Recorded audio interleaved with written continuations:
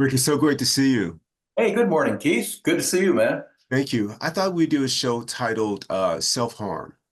Okay. I know that just those two words can mean something different to people, and I think traditionally we think about it in a way that I would describe as, doing things that are unhealthy for yourself, whether it's substance abuse or other vices that people might have. Hmm. The way that I am thinking about it is in terms of by tending to my health, uh, I didn't cause myself any self-harm during the most challenging times in my life. So one of the things that people sometimes do is the very things that could be helpful when you feel like you're in a hole and you can't get out. Those are not the things that you do. You tend to do the opposite, and it's in varying degrees. So when I used to go through some very hard challenges, like really bad news, and when I say hard challenges, life is neither good or bad. It's either right or wrong. It's just life. And if you look at it that way, then I think that is helpful and it's a way out. Like it strips it of judgment. You can create it to be what you would like it to be each moment, at least experience of it. And when I would go through these challenges, the one thing that I never drank alcohol, I haven't done any kind of narcotics or anything like that. But what I would do is I wouldn't eat. I would lose an appetite to eat. Some people get an appetite and want to eat. That's not me. I don't eat. But by not eating, I was causing myself self-harm. I was depriving my cells of nourishment and nutrients that are necessary to really be healthy, and that is consistent with the kind of health and fitness that I want to have. And I have really been diligent over the years of recognizing that. And when those challenges are there, I don't want to compound the challenge by having a bigger hole to dig out of, whether it's my mental, emotional, psychological health, and definitely my physical health, by engaging in behavior that is going to cause me self-harm. So one of the things that I think about too is when I am faced with something daunting. Uh, Quite a few years ago, I had, you know, got a letter from the IRS that there are some back taxes due. Not the kind of letter you want to get, Rick, but I got one. Now, Keith, was this a surprise? No, it wasn't a surprise. I didn't pay. So I knew it was coming one day, and the day showed up. And it was a day that was unexpected, but it showed up. Now, what I was clear about in that moment was that I already have a pretty big problem, right, that I have to deal with, or a challenge. I got to go down there and meet with this IRS person after 30 days of having to bring all of my records together. And I know that I got to be honest with this person. He's probably been around the block a few times and he's heard every story in the book about why somebody didn't pay their taxes. And he confirmed that if I would have lied to him, there would have been a hammer dropped. And so fortunately, I didn't do that. But what I was clear about the 30 days leading up to it and the night before that I was going into this meeting is that I was not going to make it worse or cause myself any self-harm by not getting a good night's sleep that night. I was clear on that. Like a lot of people probably would have, and myself would have been tossing and turning the night before, running through every scenario. Like, man, I want to lose my house, my car. This is a big deal. Maybe I should have somebody drop me off, because this was before Uber. Have somebody drop me off because they probably gonna put me in handcuffs right there, then and there, and my car would just be sitting there for the next 5 to 10 stint that I have to do, uh, in county jail. I mean, it just starts running, right? The mind about this really like devastating future that you're gonna have in front of you. But what I told myself was, as big as this challenge seems, I got to be rested. So in that way, I didn't deprive myself of sleep. But even deeper than that, another thing that I didn't do, which is also in my mind self-harm, was I didn't worry. There was no rumination.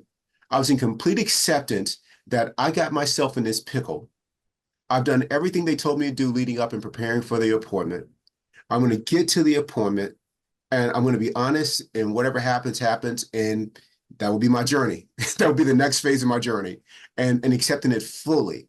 But I did not want to take one problem, which was this one, and compound it and have two problems of going into this meeting tired because I had been up all night, worried or anxious. And so one of the things that I really try to do is I really try to check in with myself to make sure those useless emotions are not dictating my experience with whatever the reality is. And when I say useless emotions, being anxious when there's no real threat, uh, being worried and ruminating, blame, shame, and guilt. I'm just not doing those things. So for me, that part of it is important. And then lastly, as I see a lot I'm 54 now, and you have become such an incredible model of fitness for me in health and the way that you take care of yourself so diligently every day since I've known you, is that I get up and go to work out every single morning.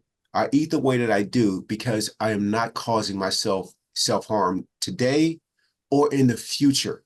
Now, there may be things that happen that were outside of my control that impact my health, but getting a good night's sleep, exercising, working out and eating right, that's I got control over all of that. And so that is a way of not causing myself self-harm today and in the future by being really consistent and committed to these healthy rituals every single day. Mm, mm. Yeah. Yeah, that's an amazing recipe, and I really enjoyed that story about the IRS. That hits home. Let me give you a compliment here and acknowledge you that doing something unconsciously that I think really dictates how you avoid self-harm. To me, hearing what you had to say about the IRS and knowing you as I do about how you're willing to take on hard challenges and come through beautifully. Everything from fitness and triathlon, Olympic triathlon, when you just finished taking 6 swimming lessons. That's impressive. But the thing that I notice that is the key to not having self-harm for you that you may not even be aware of is you unconsciously exercise two very important virtues. Number one, courage. Courage.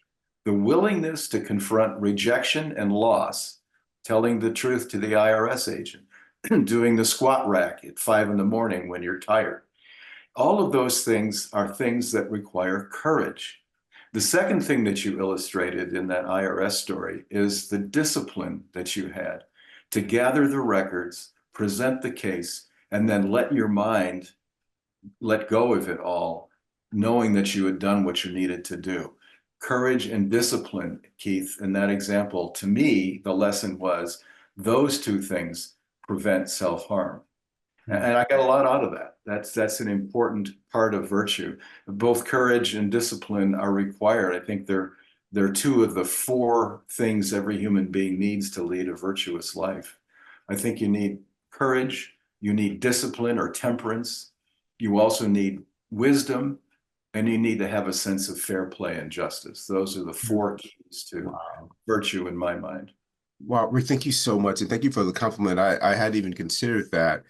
Uh, but yes, when I got my head around, like I had spent 10 years knowing that day that would eventually come regarding the IRS. And that was 10 years worth of suffering. And that was all self-harm, every single bit of it. Every time the doorbell rang, was it, a certified letter from the IRS? Every time I went to the mailbox, would there be a letter with the heading in the top left corner, Internal Revenue Service? I mean, like it doesn't seem like it's not the meeting with the IRS agent, but these are little events that happen every single day for 5+ years in which I was going to the mailbox weekly. Somebody's at the front door weekly. And these are like suffering that I'm all doing because I'm choosing to ignore this. And it shows up, and that is all self-harm. I did that.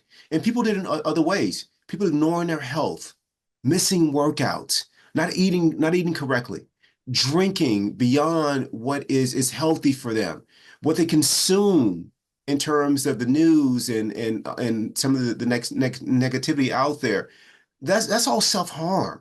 complaining about the weather and things outside of your control, your coworker, your spouse, you're doing that.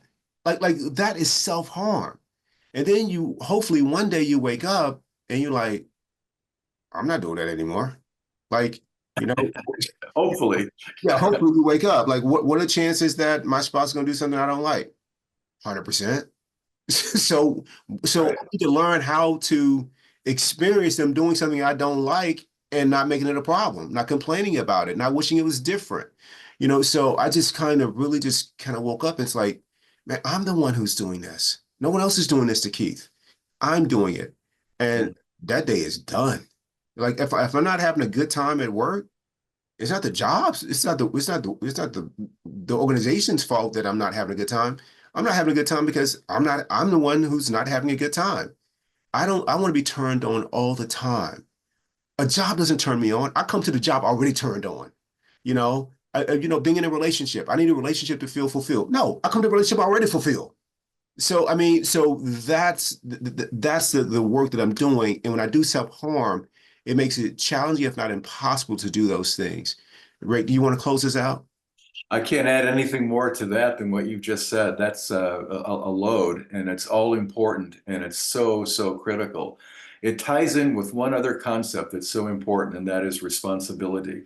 I think we're living in a culture in the States now where many people have sort of outsourced responsibility. They like all the rights, but along with rights that we have, there is a duty that corresponds with each of those rights. And the duty involves a responsibility to others and to self. So when we're talking about no self-harm, we're also talking about the responsibility to take care of yourself so that it's not somebody else's problem. One of the things that really gripes me is the idea that people can have a terrible lifestyle, not pay any attention to what they eat, they drink too much, or they blow a lot of dope, or whatever they do, and then they go to the doc when they have symptoms, and their idea is fix Right. me, doc. It's like, okay, all right, cool. That's I guess what we expect from a medical provider, but the reality is you're the one in charge of fixing yourself. You, nobody else. You.